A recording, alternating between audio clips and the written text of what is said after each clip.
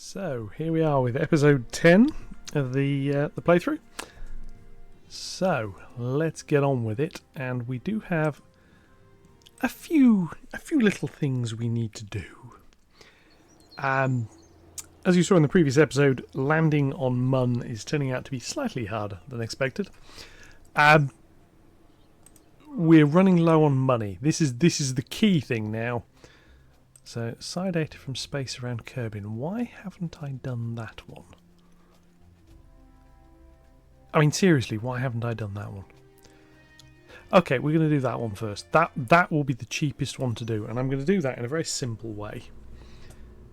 As I've mentioned previously, if you stick a satellite up to do science from around Kerbin, it becomes remarkably quick to do these missions, and I'm actually going to try and kill two birds with one stone with this one. So I'm going to do that. I'm going to comms. I can buy that, even though it's expensive. There is a reason I want to buy that. Right, rotate. Rotate, right. This here is Kerbin Star 1. Now, what I tend to... I do have a little bit of a naming convention I tend to use. Star indicates it is a satellite which will go into orbit around something. In this case, Kerbin. This is the star satellite, and it is the first one. It's also got these antennas on it, which matter. Those antennas mean this thing can function as a communications relay. And that is important. Anyway, there's the satellite. That's what it looks like. That's quite a few parts for what that is. I'm also going to use a single part I don't strictly speaking need now. Yeah, multiple hinges text. I'm going to put one of those on it. It's going to get one of those, followed by one of those. Right, that's the satellite. It can get rid of this bit on the bottom, which is good because that bit on the bottom is just not needed. That'll then become debris, and I can collect it. So that's that. What I now need... See, that's basically a stage that can allow me to get the thing to orbit. What I now need is a lower stage that can get it into space. And... That'll do. Doesn't need much more than that. This isn't trying to land anywhere. This isn't trying to do anything fancy. This thing's job is get into space and then get into orbit. And I think that'll do it. 2,600 odd meters per second. Yeah, and when it gets higher, that upper stage will have a lot more. Okay, save that. It's not going to do any useful science. It doesn't have to. It also can go up fairly high and then circularize. So that's what we're going to do. It's going to be fairly basic. I am going to be controlling its acceleration, because again it's a little bit draggy on the top, but we're going to put this thing into a roughly equatorial Kerbin orbit. Doesn't really need... well, this doesn't need to be. As I mentioned on the Mun flights, one of the issues you can have with landing probes on Mun is keeping contact with Kerbin, and the same with probes in Kerbin orbit. If I've got one of these things up here, with a bit of luck, they'll be able to talk to this quite easily, and that'll help, because when they can talk to this, These antennas act as relays. This is the key point here. These things are communication relay. So this, Kerbin Star 1, is a communication satellite. It's also going to free up a mission, because it's not going to be very hard at all to get this thing in. Well, wishful thinking. It's not going to be that hard to get this thing into orbit, is the idea. We will see shortly. It's going up. I mean, it'll probably get into space, I hope. There we go. Yeah, this is going to get into space. It's going to. They're up. It's heading above the 70,000 line. I'm quite happy for this thing to continue its way up.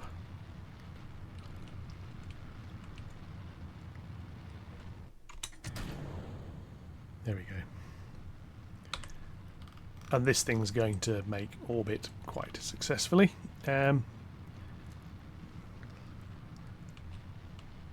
Spin it over a little bit now. We're quite loose in the atmosphere.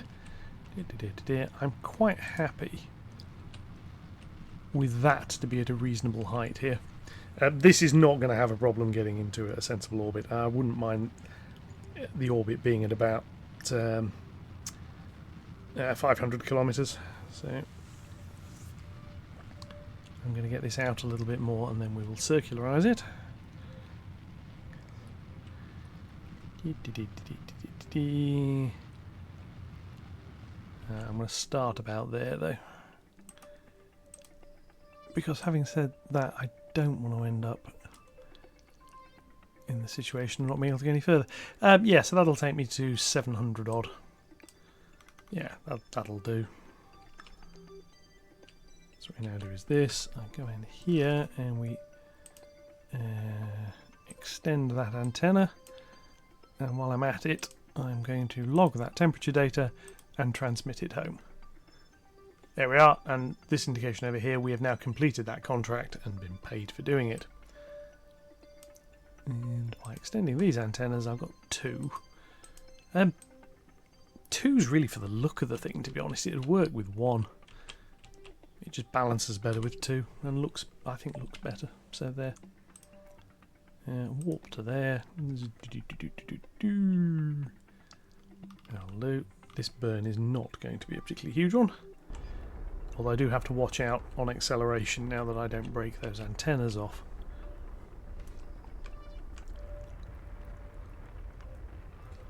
And here we go. And this will stick this thing into orbit, and a comparatively low orbit, but an orbit nonetheless.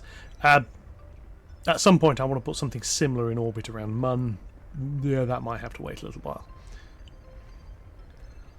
But here we go. I am going to continue to I'm going to raise this thing's orbit. I want to get it up to about 500, like I said.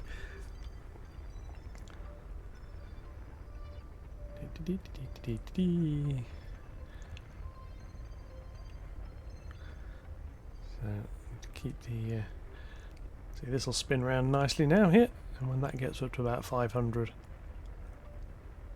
there we are. I'll cut that. Going to go there, add a maneuver.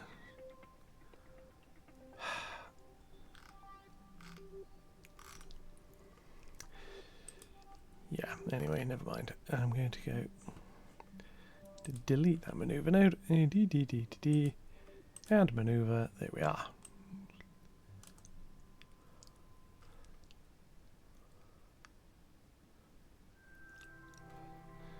So that can just come back a little like so. 510. That'll do. And I mean, to be honest, actually, what I'm probably going to do is get round to this maneuver here. What I'm wanting to do, I want to. Well, let me down. Why won't it let me? Anyway.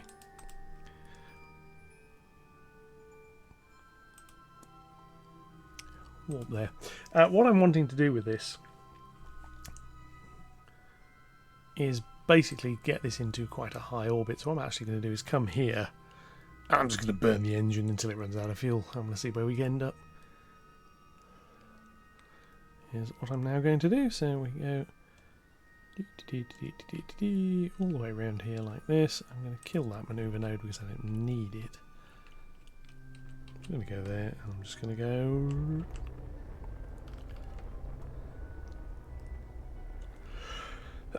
and this is going to put us in a reasonably elliptical orbit, but I don't care. You have to watch out. Sometimes you'll get missions that'll say, we need you to put such and such a satellite, there we are, that's all that's going to do, into a different orbit. And you'll look at it and you'll think, well, how the hell am I supposed to do that?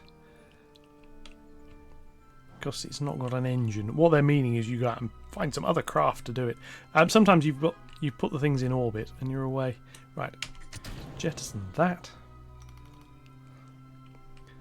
Set that going properly. What I'm now going to do is warp until daylight and we're going to have a look at it. A little bit faster. Like that. And there we are. Kerbin Star 1 in orbit. I'm going to take a screen grab of that because that's going to end up as a screen clip thing, some sort. There we are. So now we just go back to the Space Centre and we've now got that in orbit. We do have a piece of junk in orbit as well. There's a couple of ways of handling that. We come up here, I say show me debris. I go into the bits of debris and say delete. There's a few, I mean, you can send up missions to go and delete, get rid of your rubbish. Yeah, I don't care. I'm just doing it this way. It's Lawn Dart 5A is on suborbital, wherever that is, which is that one. Yeah, as one of the other missions, anything that goes suborbital, I don't need to worry about. That'll deal with itself. Right. So that's completed a contract, and has allowed us to bring some other bits and pieces. Haul radial mounted drogue chute into flight above Kerbin. That is... it's odds on anything that's got a drogue chute will do that. So yes, that's that one. Now let's give us a little bit more money. So what I now need to do is look at some of these tourist contracts we've got. There's plenty of them. They want to go flyby of the Mun and orbit the Mun. So what I'm going to do is I'm going to build something specifically for that. We know we can get to Mun. We now know with the... I'm going to take that down to 50%. I'm going to go in there and take the monopropellant out.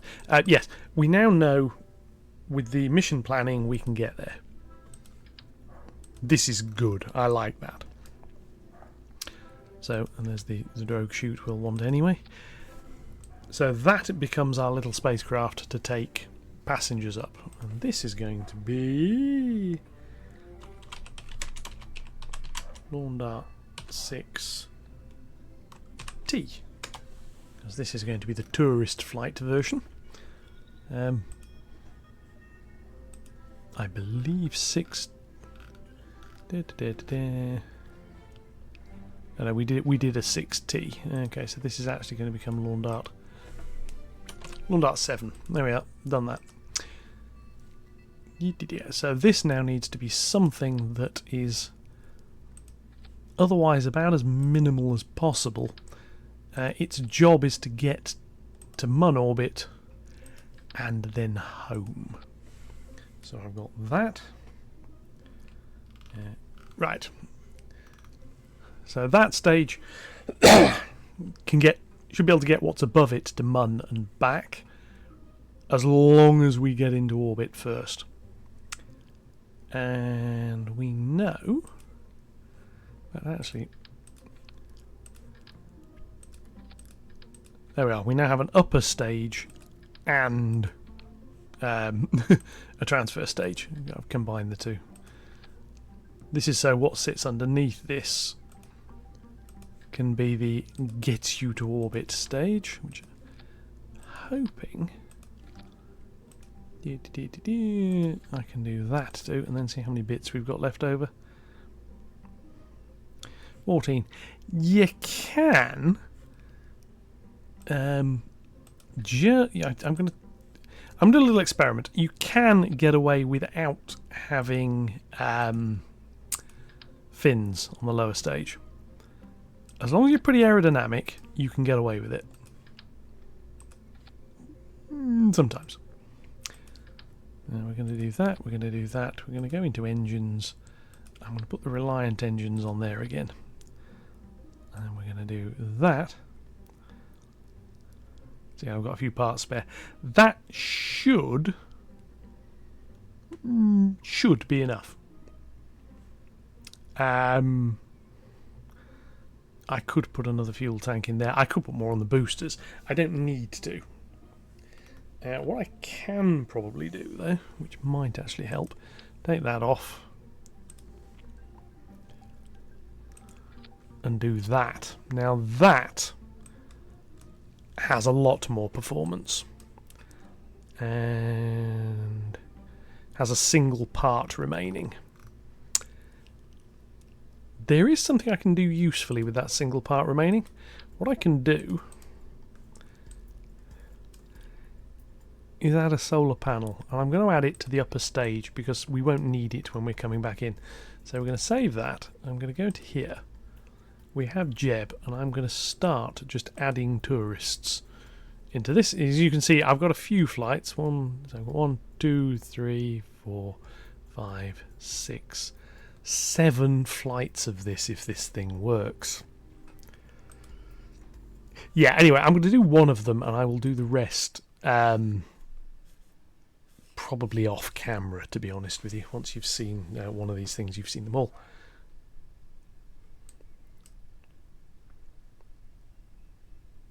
Okay, that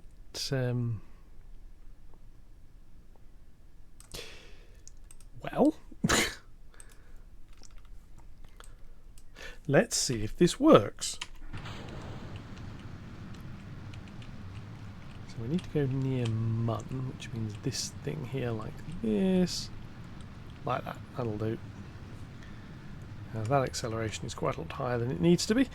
Here I'm trying to use engine stability rather than anything else. And as you can see, we're already hitting quite high velocities. I can actually slow down again a little bit more. Show me this bit here.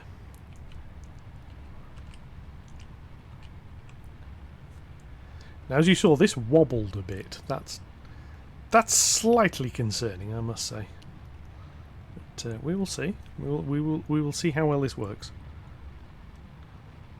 Again, this is one if it has to go up quite a way and then tip over, I can cope. We'll let Jeb fly this because he's better at this sort of thing than I am.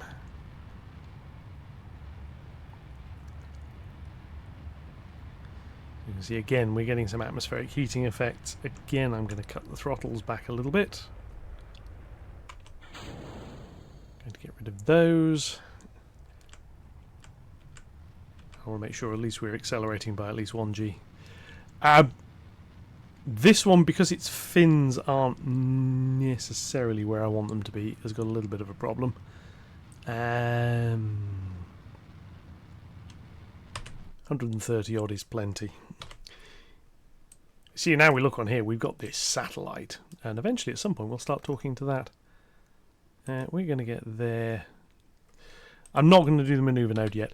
The reason I'm not doing the node yet, there we are, now we're out of the atmosphere, is because whenever we've got some atmospheric drag, there isn't a great deal of point, because you're not going to get where you're looking at. There we go, that'll do. Right, so this now needs a very little bit of thrust, because if it doesn't have the thrust, to be honest, something this size is going to have a lot of trouble turning. Yeah. Stop Jeb trying to drag it back to where it's going. And then cut thrust. So, node in whatever, burn time 2 minutes, so we're going to be firing up very shortly. In fact, why not now?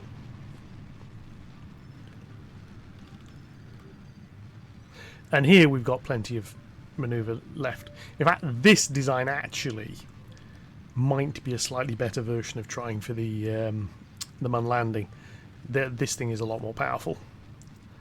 I should have thought about trying to find a way of strapping the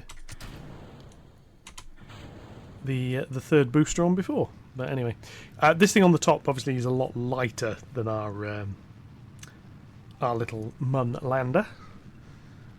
Although we would be... It needs more parts, which is part of the problem. This is why I need these bigger fuel tanks. So what I'm hoping to do...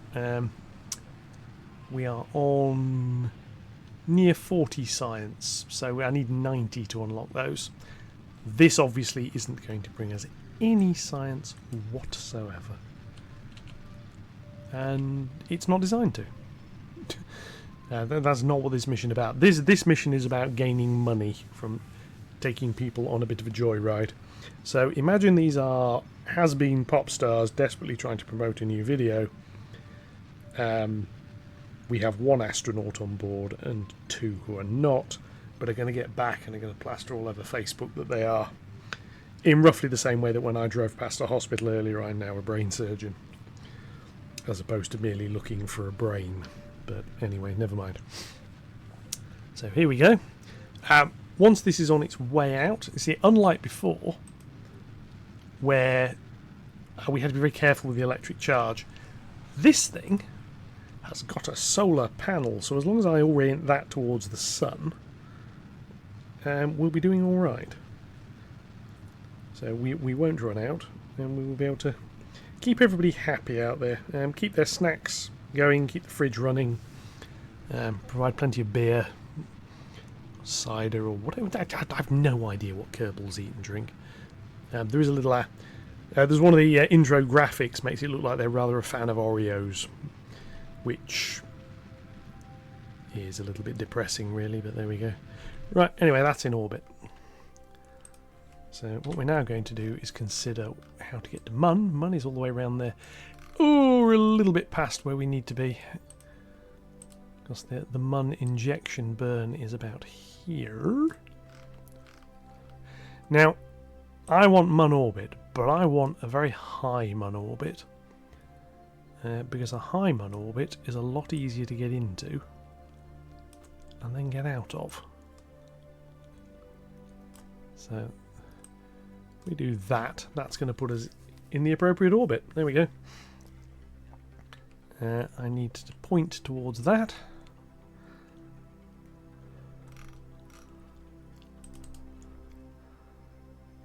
Now what I need to do is warp around the orbit and get ready for it. And what this is going to give us is a very, very high level orbit. We're just going to circularize just enough for it to count as orbit. As we go on here now, we've got a couple of... thought I was going to get that one. No, maybe not. And we've got here, so that one's... yeah, so we're going to do a few. So what I'm going to do now is look at this. I'm going to manoeuvre gently to point at the manoeuvre node. There we go. And at about 30 seconds, I'm going to fire the engines. Because again, burn time. You want about half the burn to be ahead of the node and half the burn to be after it. So that'll do. We know that's going to burn 700. We know we've got 1500, 1600. That's fine. Circularizing at Mun, we can plan when we get there. Worst case, we'll get the money for the flyby here. In practice, we're probably going to get the money for the orbit. And then, as I say, what I'll do is I will cut the video. I will fly the mission 6 more times, and then I'll return and we'll come and do something else. Because hopefully by then I'll have more money and I'll have the space for more contracts, which I can use to get more science. Because Obviously, we're doing all this for science. We're not doing it for the money at all. Except, obviously, we are. But, yeah, whatever. It's just like that. This is one I've found I like to do, is I'll drop thrust to about 2/3, then I'll drop it to about 1/3. It's really just so I can, and then I'll drop it a bit more. And then as soon as we hit where we're going, like that, I can cut it completely. And there we are. Now this is saying we're going to... And the beauty here is, you see, if I don't do anything else, this is actually going to bring us straight back. I think it's what they call a free return. So we're going to go out, we're going to do a flyby, and we're going to come back. But I'm going to warp to all the way out to here, like so.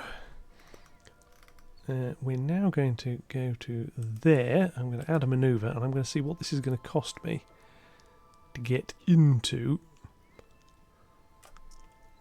Mun orbit. There we are. Now I don't want to be quite that much in Mun orbit. I want it to be a very gentle Mun orbit like that, because that's going to use up a lot less fuel than doing it properly will.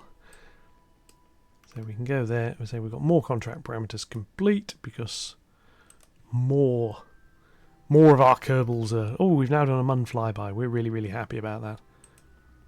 Yeah, I'm going to warp to there.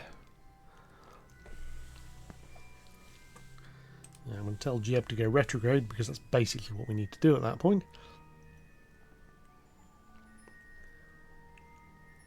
There we are. I see we do have comm signal back. We're not talking to the satellite. We can still talk to the ground stations. And what I'm now going to do is this. And what this is doing is bending our little orbital path around so that we go round Mun.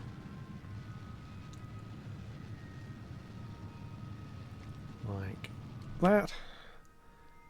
So they've now got Mun orbit. And now I'm going to cheat. I'm going to turn around.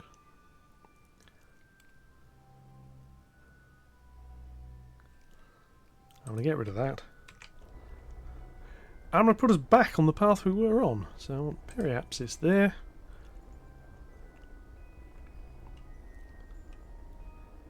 Because remember we were on a free return?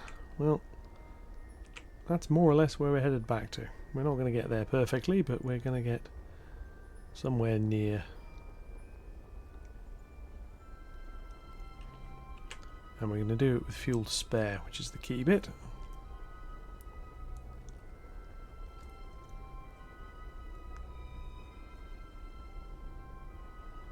We're going to watch that periapsis, and if that starts to go up again, yeah, we're just going to do that.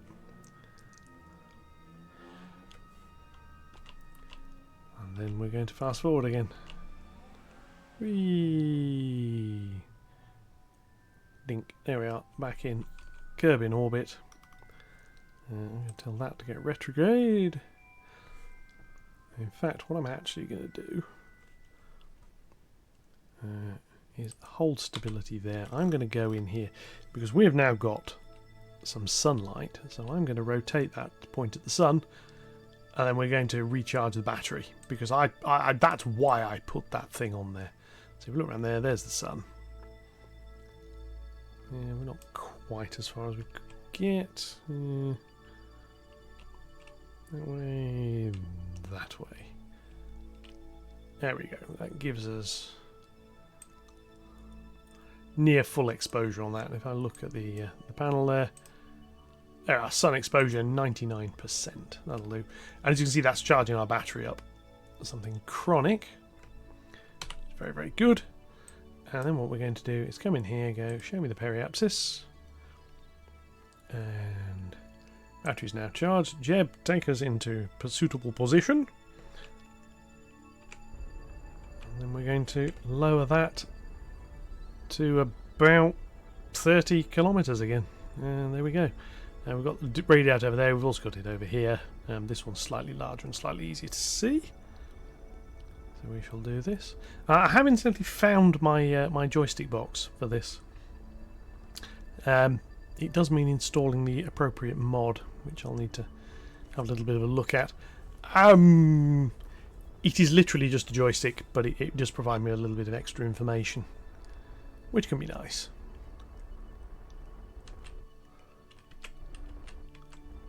There we go, that'll do. And that will now, we can now go back. I'm going to warp to there, sod it. See, I know roughly what the orbit of that satellite is, so if I now warp to its position, away we go. And if we look on here, we should find we have a couple of Kerbals. There we are. Those two there are quite happy. And them being quite happy is good. I like them being happy. Surface there. And again, what we now do is go a little bit closer. I do love how Kerbin looks now.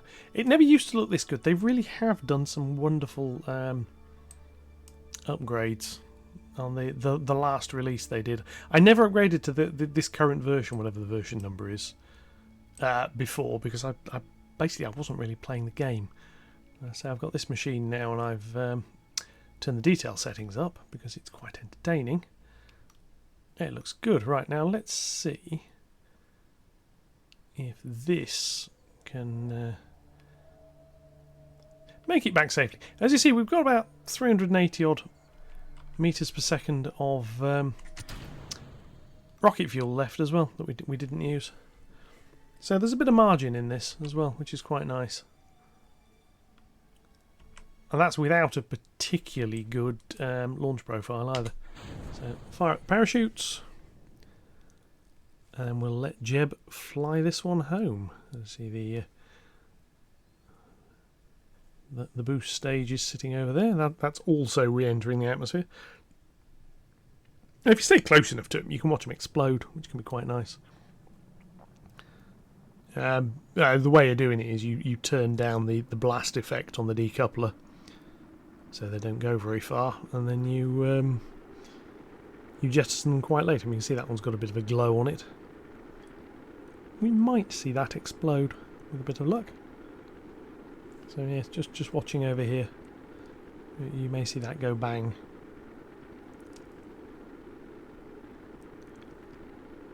No, we may not. But, yeah, we'll see.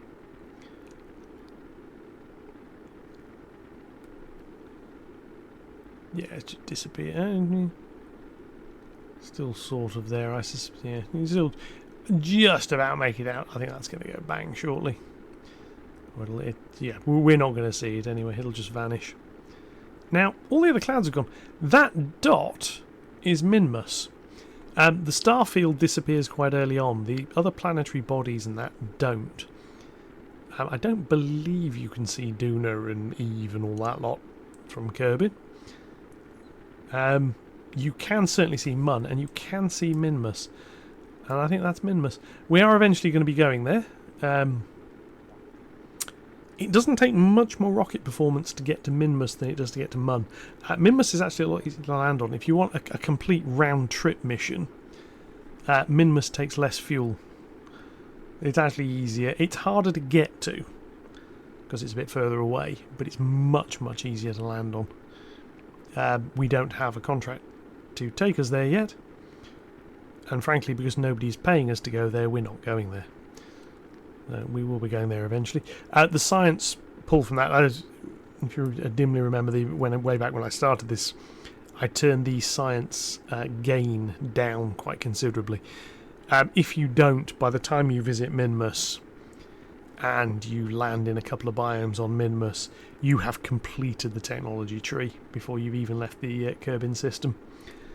And then going to Duna and all that. Yeah, you can take science stuff, but is it worth it?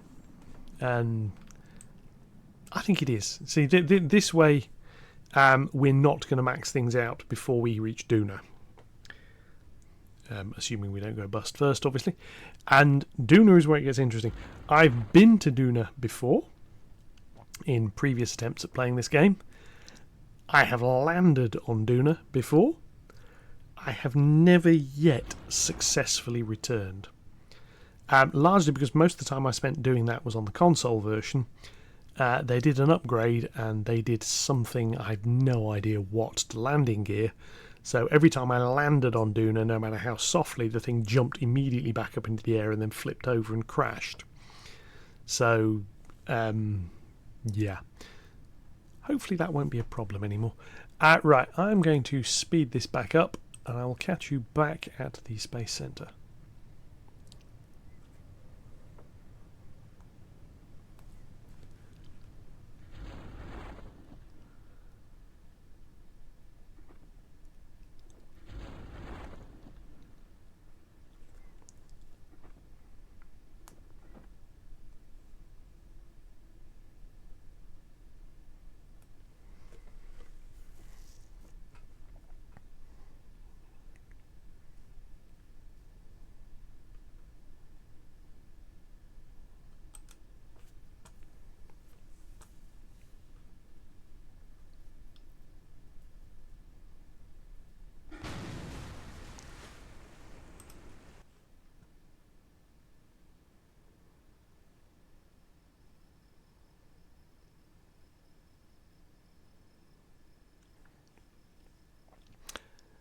So as you see, now back here, we have actually had a little bit of science from that.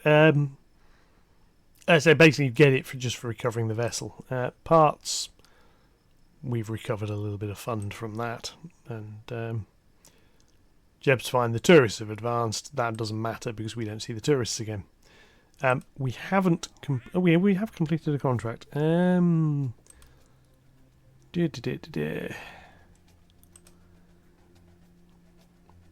See, that's a simple one, which I don't really want. Some of these have the advantage there. I mean, that one pays quite nicely. Orbit the Mun, fly by the Mun.